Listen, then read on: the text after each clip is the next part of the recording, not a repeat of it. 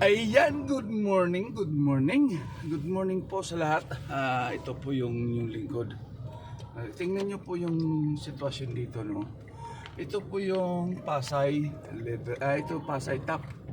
Tingnan nyo po yung mga ginagawa ng mga jeep. Ayan, tingnan mo. Ginagawa nilang terminal dito. Hindi naman dapat, kaya siya nagkukos ng traffic. Matindi na ang traffic dito dahil dito sa mga ganito. Tingnan mo yan, no? Dito nakahinto sila kung tutusin dapat makakatagos ka dyan. Kaso lang, ang ginawa nitong mga tao na to ay kita mo to. Ayan.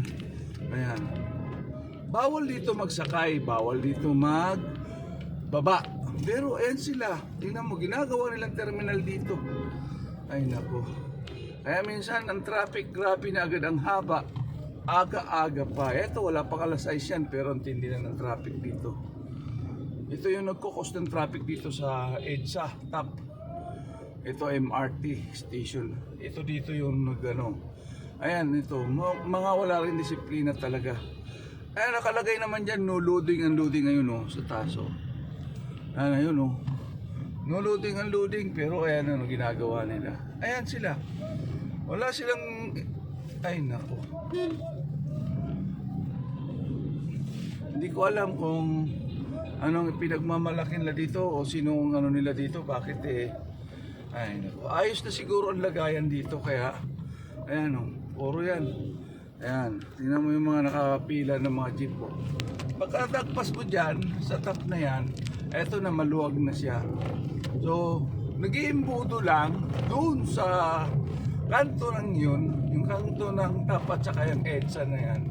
Diyan nagmumula yung yung cause ng traffic. Naman, tuwing umaga yan, andyan talaga sila. Ginagawa nilang terminal ng mga jeep, yung EDSA. Nakalagay naman doon, bawal magsakay, bawal magbaba. Pero sila, ayun, minsan ang disiplina rin talaga kulang. May mga minsan may enforcer din doon. Hindi naman sila pinapansin. Tapos ikaw na medyo maalanganin ka sa stoplight dahil nga sa traffic aabutan ka, maging alanganin ka, uhulihin ka naman agad nila. Yung mga nagtiterminal doon, ayun, titingnan lang nila. Hindi ko alam kung ano yung pamamalakad ng traffic siguro doon, dahil tinitingnan lang nila mga enforcer doon. Nandun yan yung traffic ng enforcer ng Pasay, nandun yan. Sa ngayon wala pa yung MMDA doon, wala pang nakatao doon yung MMDA. Dapat kasi maaga pa lang sana tinatauhan na nila doon para yung traffic sana hindi siya ganun kalala, kasi hanggang doon yun sa Rojas Boulevard, inaabot yun doon dahil sa yung sa top corner na yan dyan talaga hindi nila yung mga jeep na nagbababa sakay dyan sa na yan ginagawa kasi terminal although hindi natin alam kung ano yung pwede nating maibigay na tulong. Gusto nating tumulong pero wala naman tayong magagawa, hanggang dada na lang tayo.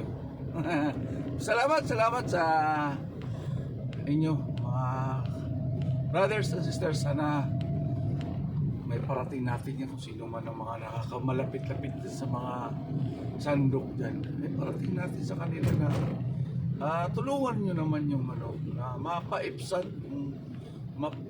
maalagaan yung lugar na yun, dahil talagang napakatindi ng traffic doon. Yun lang yung area na nagiging cause ng traffic, dahil humahaba yan doon, dahil doon sa nagbababa at saka nagsasakay ng mga jeep doon sa top na yan, yung MRT top na yan. Salamat at magandang umaga sa inyong lahat, at naway nasa mabuting kalagayan at ligtas ang lahat ng mga sakay ng inyong pamilya, sana makapamakan. Maraming salamat. God bless at ingat tayong lahat.